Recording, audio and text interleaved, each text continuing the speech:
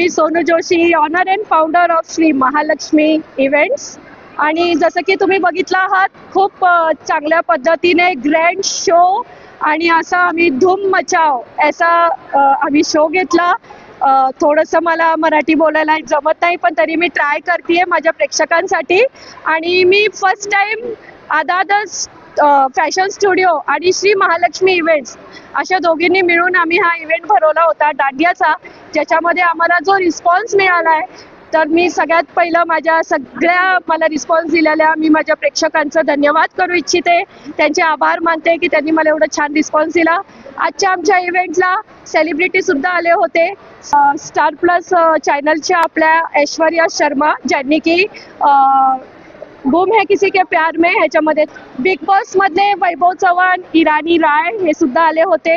त्याच्यानंतर श्वेता पुजारी जे की कोरिओग्राफर आहेत, पुष्पा 2 जे आता मूवी आली होती त्यांचे सुद्धा त्यांनी डान्स कोरिओग्राफर केले आहेत. मतीन सर आले आहेत, ज्यांचे की तांबडी चांबडी चमकली या सॉन्ग त्यांनी स्वतःनी टाफ केलेला आहे त्यांनी.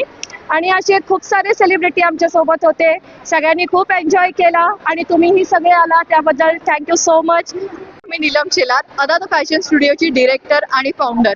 अदाद फॅशन स्टुडिओला गेली 6 वर्ष झाली मी सुरुवात केलेली आहे.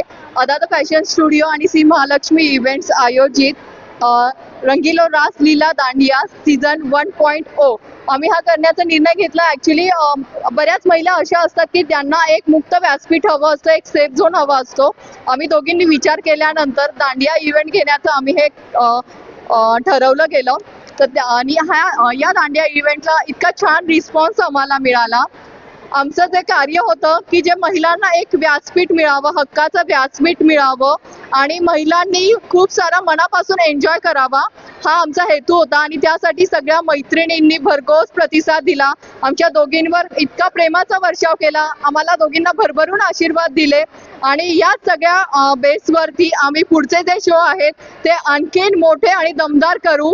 एवढंच. प्रकाश, आजचा जो गरबा नाईट होती, अदा फॅशन आणि महालक्ष्मी इव्हेंट यांनी या कार्यक्रमाचं आयोजन केलं होतं.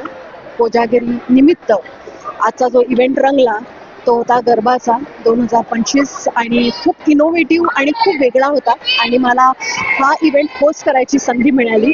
सोनू जोशी आणि नीलम शेलार यांचे खूप मनापासून आभार. एकंदरीत आयोजन या कार्यक्रमाचं खूप कमाल होतं, खूप छान होतं आणि थोड्याशा वेगळ्या कॉन्सेप्टला घेऊन हा गरबा नाईट होता.